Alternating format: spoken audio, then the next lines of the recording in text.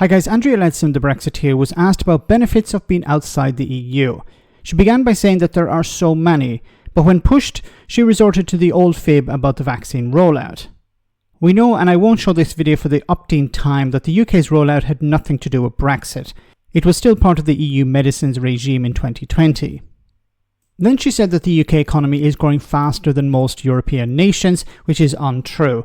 And finally, she reached for what most Brexiteers cling to, Germany, which of course we know was one of the most impacted by the war in Ukraine due to its dependence on Russian gas.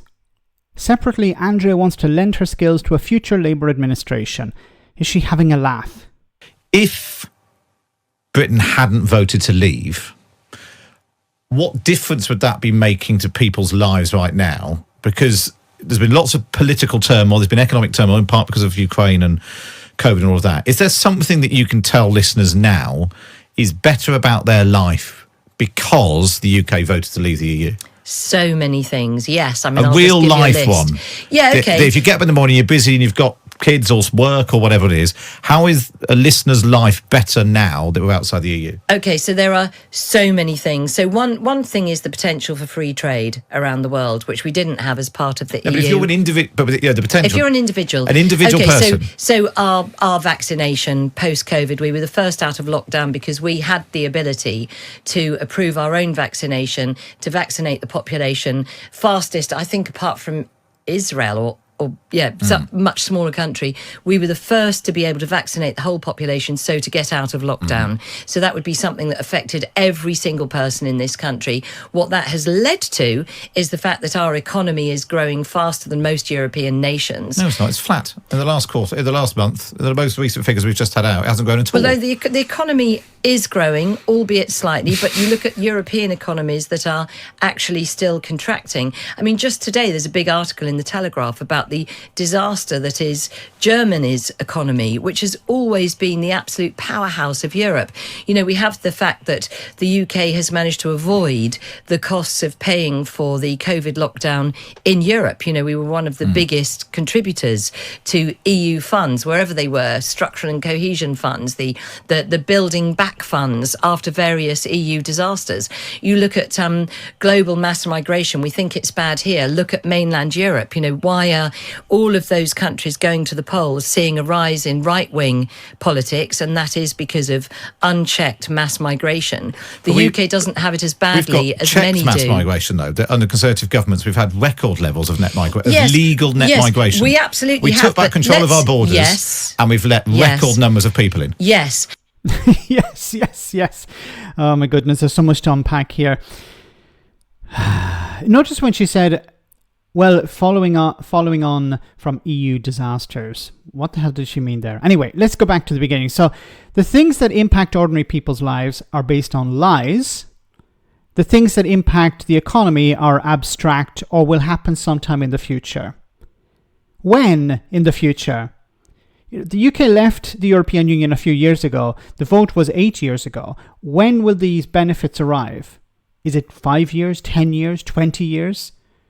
You never hear an answer from them. It'd be great if somebody asked a Brexiteer this question. Although, to his credit, Jacob Rees-Mogg said 50 years in the future.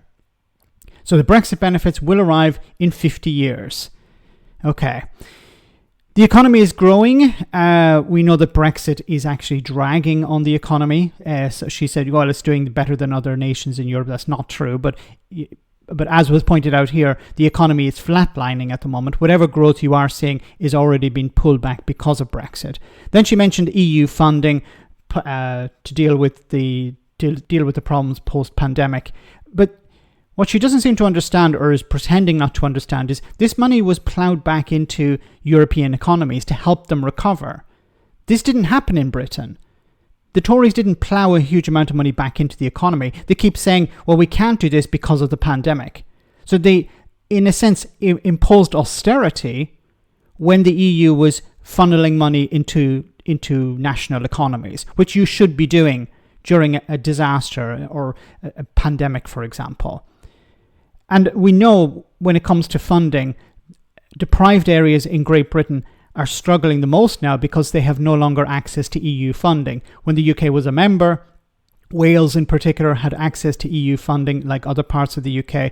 that's all gone now, or whatever it's been replaced with is not as much as it was before. But of course, it has strings attached. It's determined by Westminster where that money is spent. And I've mentioned before how politicians, when they control how money is spent, they'll funnel it to constituencies where there's an existing MP with the party, or where they're trying to drum up support for the party. So I keep saying the money from Europe goes to deprived areas. Money from Westminster is there to help the local Tory MP or candidate.